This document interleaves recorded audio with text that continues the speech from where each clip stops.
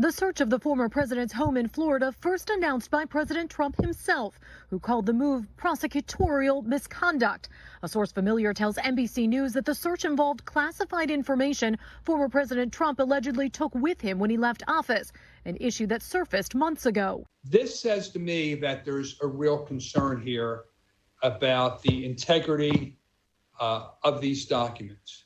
Barry Gross is a criminal defense attorney and former federal prosecutor in Philadelphia. He says to get this kind of search warrant, you'd need to prove three things to a federal judge. That you have probable cause to believe that crime has been committed or is being committed, and that the items that you're searching for, in this case it appears to be official documents, are evidence of that crime, and that you have probable cause to believe that these documents are at that location.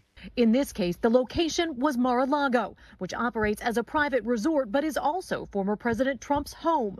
It would be interesting to find out exactly what the warrant was in order to have, what the order was to have a search warrant and for what purpose.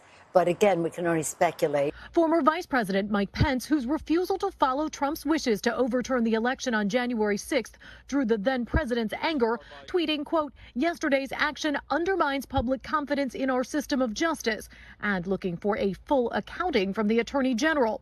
Pennsylvania Republican Congressman Brian Fitzpatrick, a former FBI agent, said he'll, quote, "get to the bottom of this."